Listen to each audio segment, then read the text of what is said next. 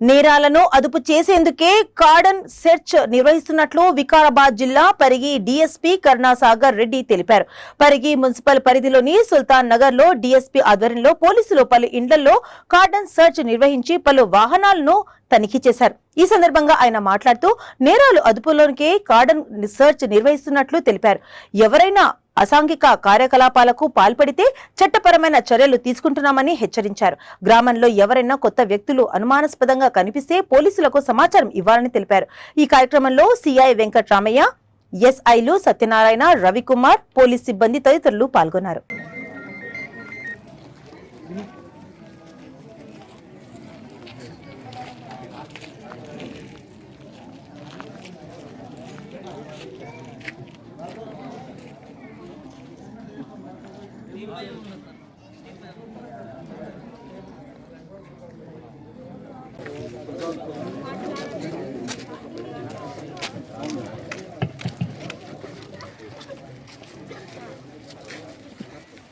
సుల్తాన్ నగర్ గ్రామంలో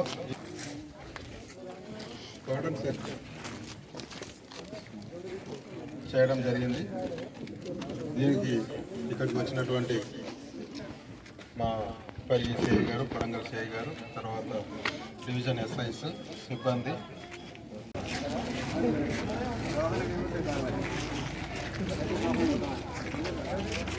పిల్లలు, students, teenage students ముగ్గురు వెహికల్స్ మీద పోతున్నారు.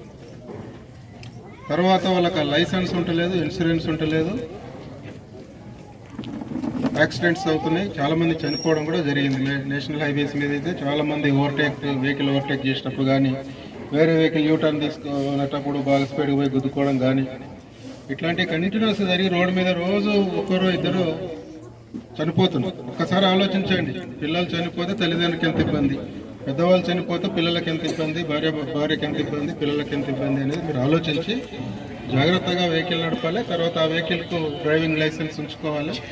డ్రంక్ అండ్ కండిషన్లో తాగి వెహికల్ నడపొద్దు. అంత అర్జెంట్ వచ్చేది ఏం లేదు. ఒకవేళ అట్లాంటి అలవాటు ఉంటే ఇంట్లోకి పోయిన తర్వాత మీ పర్సనల్ వ్యక్తిగతమైనటువంటి పద్ధతులలో మీరు అది తాగుతారా, అది మీ సొంత వ్యవహారం. కానీ మీరు తాగి బయటకు పోతే మీ వల్ల ఇతరులకు కూడా ప్రాణహాని కలిగేటువంటి అవకాశం ఉంటుంది, మీకు హాని కలిగేటువంటి అవకాశం ఉంటుంది. కాబట్టి ఇటీవల కాలంలో చాలామందిని చూస్తున్నాము, స్టూడెంట్స్ వీళ్ళు తర్వాత వెహికల్ చూసినప్పుడు వాటికి పేపర్స్ కూడా ఉండడం లేదు.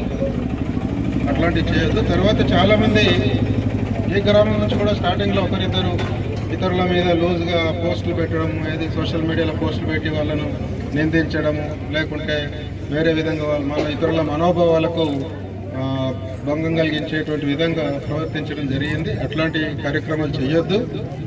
సత్ప్రవర్తనతో మన పని మనం చేసుకుంటూ తోచినంత ఇతరులకు సాయం చేసుకుంటూ ఒక సన్మార్గంలో మీరందరూ పోవాలి. తర్వాత స్టూడెంట్స్ ఉంటే చదువుకుంటే మంచి పద్ధతిలో చదువుకొని జీవితంలో స్థిరపడాలి. మిగతా వాళ్ళు ఏ వృత్తిలో ఉన్న వాళ్ళు ఆ వృత్తి ధర్మాన్ని నిర్వర్తించాలి. చట్ట వ్యతిరేకంగా మీరు వ్యవహరించవద్దని ఈ సందర్భంగా పోలీస్ డిపార్ట్మెంట్ తరఫున నేను కోరుతున్నాను. మరి ఈరోజు మా పోలీస్ సిబ్బంది ఇక్కడికి వచ్చి